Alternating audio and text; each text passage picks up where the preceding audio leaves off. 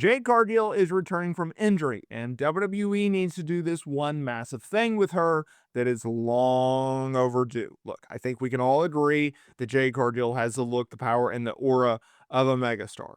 Her recent babyface run has hit a major roadblock. WWE has made it very, very clear what they think of Jade Cargill right now in October of 2025. And at the same time, I am here to let WWE know exactly what I think of their booking of Jade Cargill. It needs to change. WWE has made the call. We are not putting the title on Jade Cargill. Now, I know that there is a wild theory going around, which I absolutely do not agree with, that WWE is reportedly planning a fourth match between Jade Cargill and Tiffany Stratton for the Women's Championship November 1st, Saturday night's main event. A lot of people think that Jade is going to be returning this week on SmackDown on October 24th. A lot of people think that they're going to be setting up the Saturday night's main event match. Heck, it could be pushed back to Survivor Series, but I anticipate it being Saturday night's main event. That's all the reports are leading to. And there's this wild theory going around that WWE is going to do the unthinkable. They're going to finally pull the trigger, have Jade Cargill not only get a win, but she's going to get a win over Tiffany Stratton, and she's going to do so to capture her first ever women's world title ever, let alone AEW, but and also in WWE.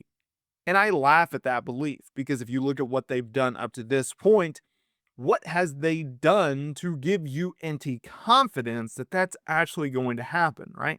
They built Jade Cargill up to be a megastar. They had at one point plans to put the women's world title on her in late 2024, early 2025, and have her defend the championship at WrestleMania. Instead, a neck injury caused plans to, well, change. They went with Tiffany Stratton to remain as women's champion. They had her feud with Naomi, that being Jade, and then they had Jade go on and win the Queen of the Ring tournament, beating Asuka in the finals. Fast forward, SummerSlam, they had her face Tiffany Stratton for the championship. And guess what, guys? Guess what? They had Jade Cargill lose. And then they booked them in a rematch on SmackDown. And guess what? Jade Cargill lost. And then they booked them in a triple threat match with Nia Jax because, well, Nia Jax has caused them to get laid out, the week or two before. And Jade Cargill technically didn't get beat, but she didn't win the match because Nia Jax took the fall. So with all that being said, Jade Cargill is in a really, really rough spot, and this is what I'm telling WWE to do. I want you, when she returns, to unleash her full potential. I want the ruthless, dominant, ass-kicking heel in Jade Cargill that took AEW by storm. I want her to smash folks. I want her to run through the division and crush anyone in her way. I want Jade Cargill to rack up victories. I want Jade Cargill to have a few more feuds before she even sniffs a championship. This is about rebuilding, reimagining Jade Cargill. Because what they done, they literally undone everything that made Jade Cargill special, in my opinion. Think about it. When they brought her in, they did everything in their power to elevate this woman. They brought her in. They had her go straight to the performance center. They had her train, learn their skills, quote unquote, learn their playbook. They had her go around and do all this media talking about how she's a great star, talking about how she wanted to come to the big time, to go to the biggest platform possible, to take what WWE is and have it be a situation where she can literally jump from pro wrestling to Hollywood, right? They had her come in. They had her come in as a babyface. They put her in a tag team with Bianca Belair. They had her be an associate of Naomi. They had her win not once, but twice the women's tag team championships with Bianca Belair. They told you this is your next big babyface. This is the star. This is going to be the star that takes this division, the women's division, by storm, the company by storm. The storm is literally here. And she did great.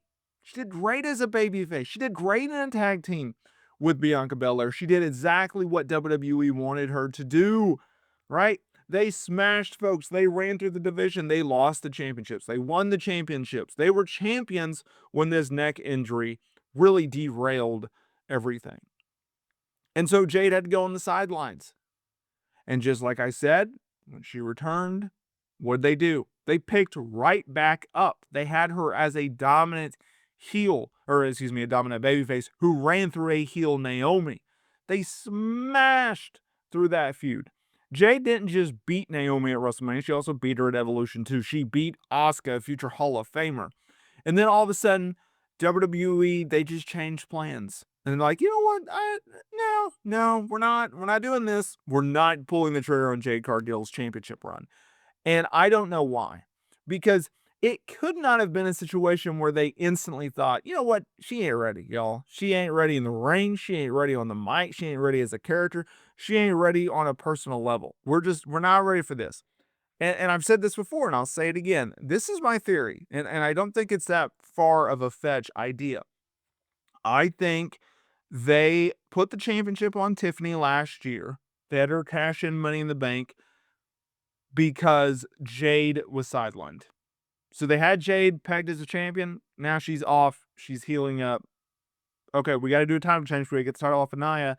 Hey, Tiffany, she's Money in the Bank. She's not necessarily ready yet, but hey, we're going to put the title on her. And then Tiffany got over organically. And she did the feud with Charlotte, and she held her ground, and they put her over Charlotte. And Tiffany, around this time period, started getting over organically. And the WWE was like, you know what? This chick got it. Like, she's got this division on lockdown. She can do promos. She can wrestle. She can do media. She can do everything for us. She looks the part. She has the part. Let's just keep the title on her. Screw it. And then they go, okay, so we'll do that. And then it came time for Jade and Tiffany. And they go, well, who's the better champion? Who's the better fit? Who's the one that hits all the check marks? Who do we think is more over? And Tiffany had nearly every category covered and checked more than Jade. And so, like, you know what? Screw it. Let's just keep the title on Tiffany. And then they ran into a problem where, hey, this division is not ready. This division is not loaded. This division does not have worthy title contenders. Yeah, we can put X, Y, and Z in the name in the ring with Tiffany Stratton and have them be a quote-unquote title contender, but no one's going to believe that they're going to dethrone Tiffany Stratton as women's champion. And now they've just ran back Tiffany and Jade over and over and over again because they have nothing else to do. That's my opinion. Let me know in the comments here below what do you guys think that WWE should do with Jade Cargill when she returns to television. Thanks for watching. I'll see y'all in the next video.